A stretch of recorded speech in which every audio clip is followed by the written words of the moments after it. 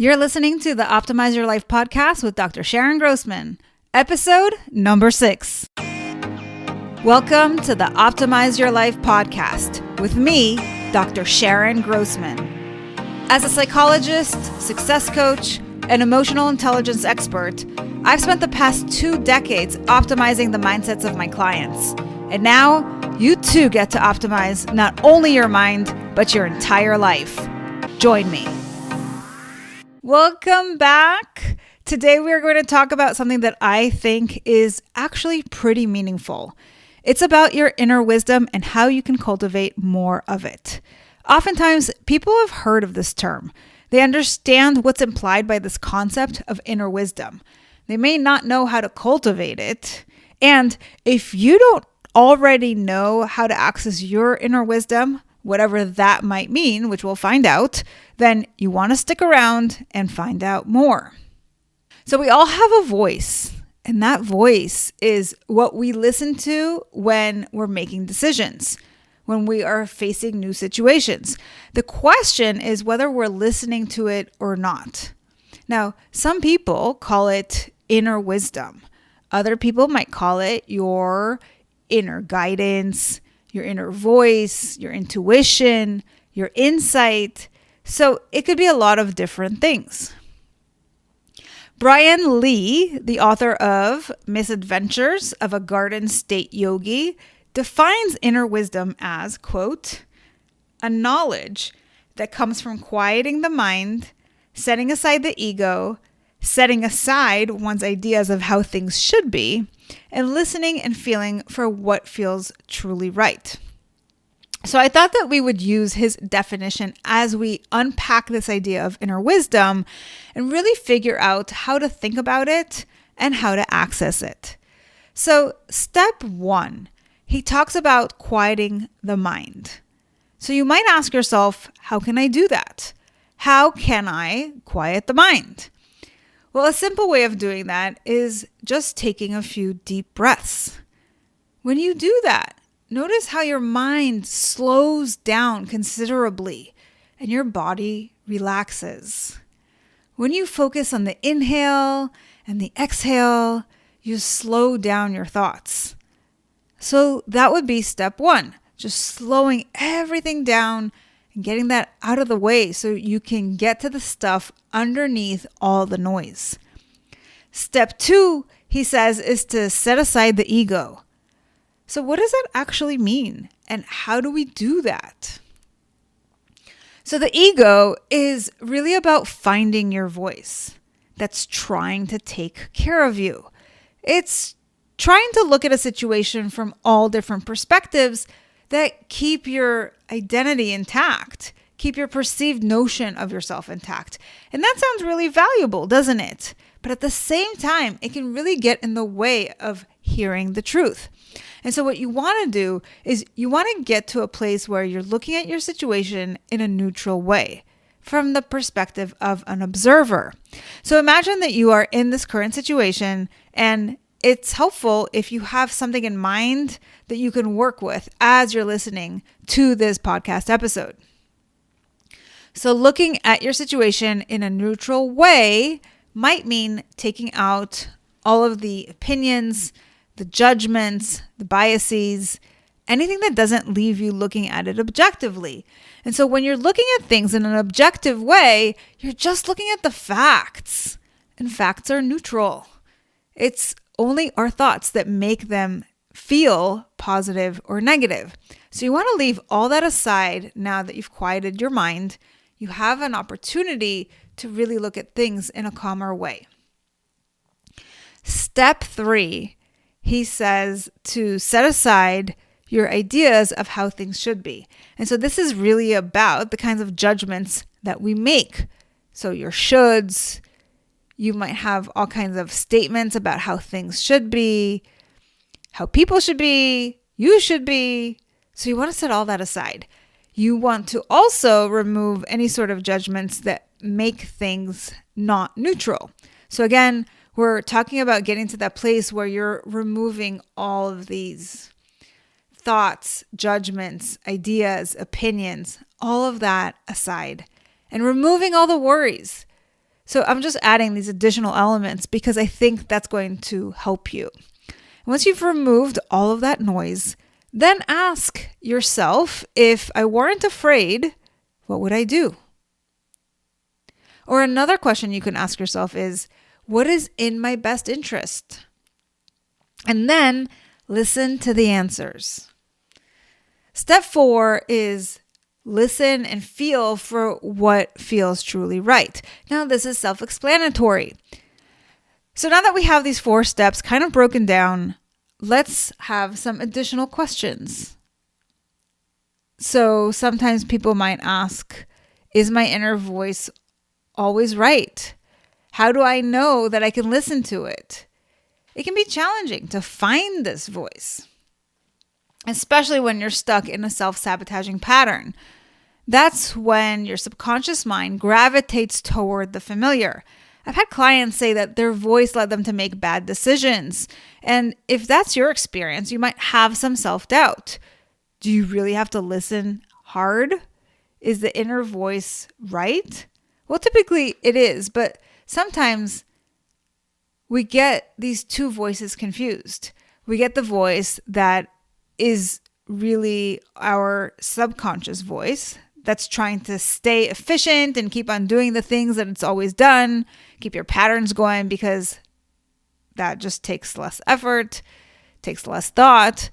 But you got to pull that aside and not let that confuse you as that's your intuition. It's not. It's not your inner voice. It's not your inner wisdom. That's just something being filtered through your lens of familiarity and is trying to keep things in that cozy little nest for you.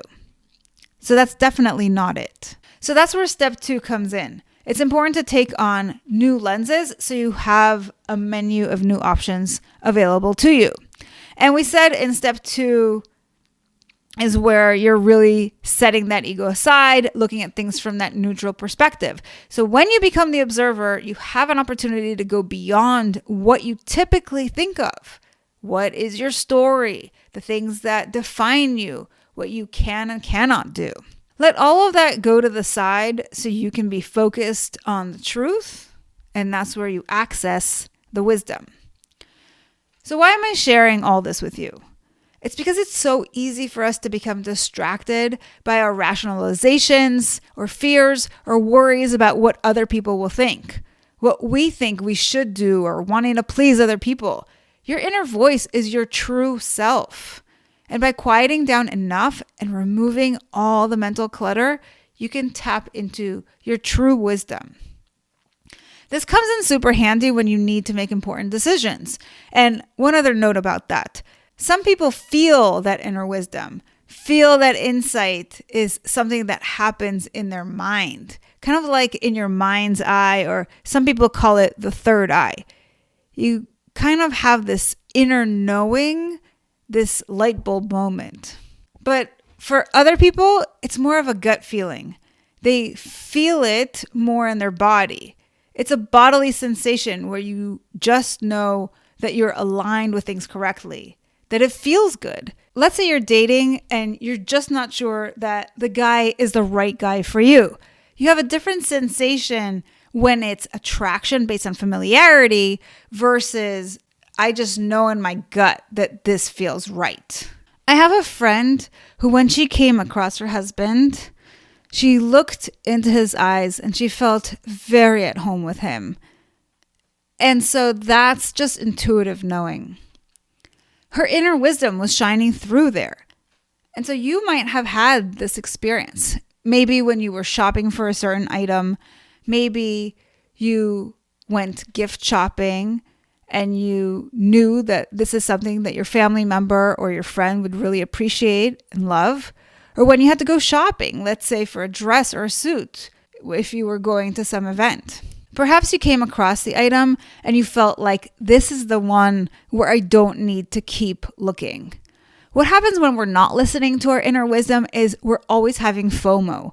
We're trying to find out, well, maybe I should keep looking. Maybe I'll find something cheaper. Maybe I'll find something nicer. Maybe I'll find something that fits better. that just keeps you going and going in circles. But when you listen to that inner wisdom and you're tapped into that intuition, you feel like this is it. I just need to stop here. I'm going to save myself a whole bunch of time and a whole bunch of running around. And I've had that experience. I've had it shopping. I've had it when I needed to trust. Let's say I'm investing in coaching with somebody. Let's say I'm taking on new clients, or let's say I'm buying a house. It doesn't matter what it is. If you have that inner quiet that you can listen and really get tuned into what's right for you, that'll show up. And so let's talk a little bit about different ways that you can access your inner wisdom in case you need some additional help. So I'm going to share with you 3 different ways. The first one is meditation. And the reason meditation works so well is because you quiet everything down, like we said. And so it's the perfect environment for you to remove the clutter and to really tap into the right answer. So one way that you can do it is you ask yourself the question that you have, the question that you want an answer for, and then you go into your meditative state and then just see what shows up. So you're not trying to control the process. You're just kind of clearing your mind. You've asked the question and now you're just creating that empty space for something to show up. And typically what we see is that it shows up, and sometimes it shows up right in that meditation that you're doing in that moment. And sometimes you pose a question, you do your meditation, nothing comes up, and then it shows up later in the day, or it shows up in your dream, but you're activating that part of your mind, so it will show up for you. So that's one way. Another way is journaling. And for some people, it means take out a piece of paper and just write and write and write and tap into that inner voice by removing all of that other stuff. You just write it out. And then when you've written it all out, all of a sudden you're tapping into what's underneath. So that's one way to do it. Another way is to take out your piece of paper, write your question that you want an answer to at the top of the page, and then you might walk away. You might go do something else, and just having that question top of mind will produce some ideas. I recently spoke to someone who said they did that. They had some questions about marketing. And so they asked themselves this question of what would be valuable if I wanted to help somebody who has a blog. And so they wrote down that question and they went mountain climbing. And while they were on that climb, they weren't thinking about work, but all of a sudden, all of these things started to pop into their mind. And so they got back home, they wrote down all of their ideas on that piece of paper, and they came up with a lot more ideas than they otherwise would have.